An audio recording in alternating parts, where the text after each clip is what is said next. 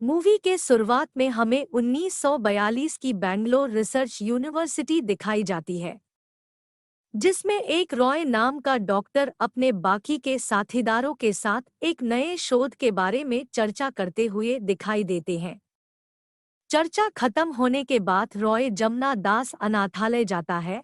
वास्तव में यह बच्चों का अनाथ आश्रम रॉय अपना एक दोस्त जॉय के मदद से चला रहा होता है।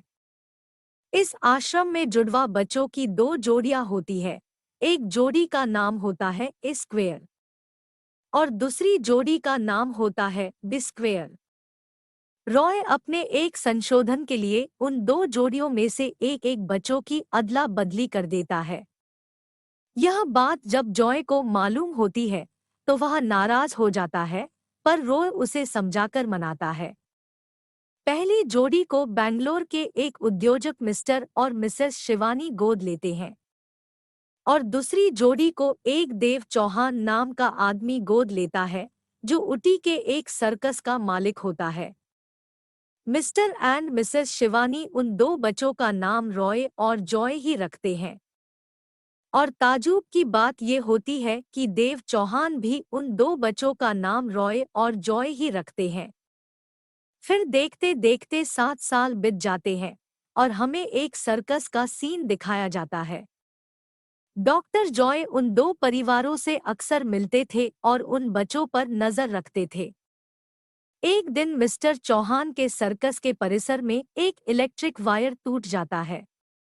वह टूटी हुई इलेक्ट्रिक वायर जॉय की तरफ आने वाली होती ही है कि तभी रॉय वह वायर अपने हाथ में पकड़ता है और जॉय को बचाता है, पर रॉय के ऊपर उस बिजली का कोई असर नहीं होता है। पर ताजुब की बात ये होती है कि उसी वक्त बेंगलोर में रहने वाले रॉय को बिजली का झटका महसूस होता है और जब ये दोनों हादसे आश्रम के रॉय और जॉय को पता चलती है तो दोनों इसे एक चमत्कार समझते हैं। कुछ सालों बाद ऊटी के मिस्टर एंड मिसेस चौहान की एक एक्सीडेंट में मौत हो जाते हैं। फिर रॉय और जॉय अपने पिता के सर्कस की सारी जिम्मेदारी उठा लेते हैं। रॉय अपने शक्ति का उपयोग सर्कस में करता है और थोड़े ही दिन में वह इलेक्ट्रिक मैन के नाम से जाना जाता है। इधर बैंगलोर के रॉय और जॉय जब बाहर किताब लेने जाते हैं तो उन्हें महसूस होता है कि कोई दो आदमी उन पर नजर रखे हुए हैं। ऊटी के रॉय की बीवी, जिसका नाम माला रहता है, वह एक कर्नल विक्रांत के नाम से नॉवेल लिखा करती थी जिसे बैंगलोर का रॉय पढ़ा करता था। ऊटी के रॉय की 5वीं मैरिएज एनिवर्सरी पर जब डॉक्टर रॉय उन्हें मिलने आते हैं तब माला अपने पति से एक बच्चा गोद लेने की इच्छा प्रकट करती है। पर माला का पति खून के रिश्ते को ही मानता था और इसलिए वह बच्चा गोद नहीं लेना चाहता था। पर रॉय की पत्नी माला रॉय को जमुना दास अनाथालय में जाने के लिए मनाती है। इधर बैंगलोर के रॉय को भी एक गर्लफ्रेंड होती है जिसका नाम बिंदु होता है और जब एक दिन वह मूवी देखकर बाहर आता है तो वह दोबारा यह महसूस करता है कि वही दो आदमी उसके ऊपर नजर रखे हुए हैं। पर नजदीक जाने के बाद उन्हें पता चलता है कि वह तो बिंदु का पिता है। तो रॉय उनसे बिंदु का हाथ मांगता है, पर बिंदु के पिता रईस होने के कारण उसे इनकार करते हैं। तो रॉय उन्हें बताता है कि वह भी अमीर है और जाने माने एक उद्योजक का बेटा है। यह सुनकर बिंदु के पिता रॉय के माता पिता से मिलने के लिए राजी हो जाता है। पर राज की बात ये होती है कि बिंदु के पिता ने ऊटी में रॉय को उसके पत्नी के साथ देखा हुआ रहता है और उनकी यह गलत फहमी हो जाती है कि रॉय उनके बेटी को धोखा दे रहा है। एक दिन बिंदु के पिता रॉय की मां से मिलने जाते हैं तो बातों बातों में रॉय उन्हें ये बताता है कि वह कल ऊटी जा रहा है, तो बिंदु के पिता का शक और भी बढ़ जाता है।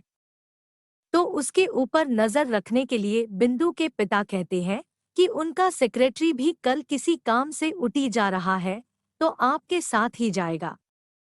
तो रॉय तैयार हो जाता है और कहता कि रात को मुझे अपोलो थिएटर के बाहर मिले। इधर रॉय की मां शकुंतला जी डॉक्टर रॉय को फोन करके बताती है कि रॉय की शादी तय हो गई है और वह अभी उटी जा रहा है। यह बात सुनकर डॉक्टर रॉय टेंशन में आ जाते हैं और वह भी उटी के लिए निकलते हैं। इधर रॉय बिंदु के पिता के सेक्रेटरी को चकमा देकर उटी के लिए निकलता है। उसी वक्त 3 चोर पुलिस को चकमा देकर उसी ट्रेन में चढ़ते हैं। रॉय और जॉय अपने साथ 5 लाख रुपए लेकर उटी जा रहे होते हैं और यह बात उन तीनों चोरों को पता चलती है और वह आपस में 5 लाख रुपए चुराने का प्लान करते हैं। फिर तीनों चोर झूठ बोलकर रॉय को कैबिन में बैठने के लिए जगह देने की विनती करते हैं और बैठ जाते हैं। इधर सेक्रेटरी बिंदु के पिता को बताता है कि रॉय उसे चकमा देकर उटी चला गया। फिर बिंदु के पिता सेक्रेटरी को उनकी कार लेकर उटी जाने को कहते हैं और रॉय पर नजर रखने को कहते हैं। रात में जब रॉय और जॉय सोए हुए रहते हैं तो एक चोर पैसे चुराने की कोशिश करता है, पर उसी वक्त उटी में रॉय अपने सर्कस में इलेक्ट्रिक वायर का करतब करता है और इधर उस चोर को बिजली का झटका लगता है और वह वहां से भाग जाता है। फिर जॉय पैसे चोरी होने के डर से पैसों की बैग चेंज करता है। सुबह उटी पहुंचने के बाद सब जन उनसे उटी के रॉय और जॉय समझकर बातें करने लगते हैं और इस वजह से रॉय और जॉय हैरान रह जाते हैं। फिर रॉय और जॉय एक टैक्सी पकड़कर उटी के सेंचुरी होटल आते हैं। उनके पीछे पीछे डॉक्टर रॉय भी वहां आ जाते हैं। इधर उटी के रॉय की उसकी पत्नी माला के साथ जमनादास अनाथालय जाने को लेकर बेहस हो जाती है और वो 3 चोर रॉय को उटी में ढूंढ रहे होते हैं। बैंगलोर वाले रॉय और जॉय माला के भाई को एक होटल में मिलते हैं और वह उन्हें जबरन माला के पास लेकर आता है। माला रॉय को लेकर अपने बेडरूम में जाती है और रॉय के पास जाने की कोशिश करती है। रॉय किसी तरह बेडरूम से बाहर आता है और दीवार पर लगा उसका और माला का फोटो देखकर हैरान हो जाता है। तभी वहां वो 3 चोर आ जाते हैं और रॉय को पैसों की बैग देने को कहते हैं। वहां रॉय की उन चोरों के साथ हाथापाई हो जाती है और चोर वहां से भाग जाते हैं और उनके बॉस के जन्मदिन पर उन्हें बधाई देने के लिए खाली हाथ उनके घर जाते हैं। जब बॉस इसका कारण पूछता है तो वो चोर सारी हकीकत उन्हें बता देते हैं। तब चोरों का बॉस गुस्सा हो जाता है और रॉय से बदला लेने का निर्णय लेता है। इधर बिंदु का बाप और सेक्रेटरी भी उटी आ जाते हैं और एक होटल में रुकते हैं। तभी उसी होटल में उटी वाले रॉय और जॉय भी आते हैं और होटल वाला उन्हें बैंगलोर के रॉय और जॉय समझकर उन्हीं के कमरे की चाबी देता है। बिंदु के पिता रॉय की सच्चाई दिखाने के लिए बिंदु को फोन करके उसे उटी बुलाते हैं। अगली सुबह बैंगलोर के रॉय और जॉय माला के घर से चुपके से भाग जाते हैं, पर घर से बाहर निकलते ही एक जौहरी उन्हें एक हीरे का हार थमाकर वहां से निकल जाता है। इधर उटी वाले रॉय और जॉय नहा धोकर होटल के बाहर आते हैं। तभी वह वहां पे बिंदु के पिता को देखते हैं और उन्हें सॉरी कहने के लिए उनके पास जाते हैं, पर वहां उनके बीच झगड़ा हो जाता है और हाथापाई भी हो जाती है।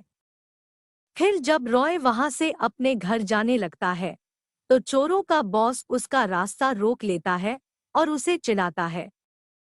तो जॉय एक इलेक्ट्रिक वायर अपने हाथ में पकड़कर उसे बिजली का झटका देता है, जिसकी वजह से वो सब चोर वहां से भाग जाते हैं। इधर बैंगलोर के रॉय और जॉय जब होटल पे आते हैं तो बिंदु वहां पर पहले से ही आई हुई रहती है और वह रॉय और जॉय को चाटे मरना शुरू करती है। फिर रॉय उसे समझाने की कोशिश करता है कि मैं तुम्हारा रॉय नहीं हूँ। तभी वहां पर उटी वाले रॉय की सेक्रेटरी आकर कंफ्यूजन और बढ़ाती है। इधर उटी वाला रॉय और जॉय हार लेने जौहरी के पास जाता है, पर जौहरी बताता है कि हार तो मैंने सुबह आपको दिया था, फिर दोनों के बीच झगड़ा हो जाता है, पर सर्कस का शो होने की वजह से वो दोनों वहां से निकल जाते हैं। सर्कस शुरू होने से पहले वहां माला आ जाती है और रॉय उसे गले लगाता है और उसे बचा गोद लेने का वचन देता है। और उन दोनों को ऐसे गले मिलते देखकर बिंदु रॉय को धोखेबाज समझती है। फिर उनमें बड़ी बेहस हो जाती है। घर वापस जाते वक्त रॉय को सर्कस के बाहर सर्कस वाले रॉय की होर्डिंग दिखती है। सच्चाई क्या है यह जानने के लिए रॉय और जॉय सर्कस के अंदर जाते हैं। सर्कस के अंदर जाने के बाद दोनों रॉय और जॉय आमने सामने आ जाते हैं। उन्हें देखकर माला और बिंदु भी आश्चर्यचकित हो जाती है। फिर वहां पर माला का पुलिस भाई आता है और उन्हें पूछता है कि शक्ल और नाम एक जैसे कैसे हो सकते हैं। तो उसी वक्त डॉक्टर रॉय वहां आ जाते हैं और सबको सारी हकीकत बताते हैं। सारी सच्चाई समझने के बाद रॉय डॉक्टर रॉय से नाराज हो जाता है। फिर डॉक्टर रॉय उसे समझाते हैं कि उन्होंने ऐसा इसलिए किया कि वो दुनिया को बताना चाहते थे कि इंसान खून से नहीं बल्कि उसके परवरिश से पहचाना जाता है। अंत में माला और रॉय जमुना दास अनाथालय से एक बच्चा गोद लेते हैं और सारे एक साथ खुशी खुशी रहने लगते हैं। आपको इस मूवी की कहानी कैसे लगी हमें कमेंट करके बताइए और चैनल को लाइक, शेयर और सब्सक्राइब जरूर कीजिए। यह मूवी नेटफ्लिक्स पर अवेलेबल है, आप जरूर देखिए।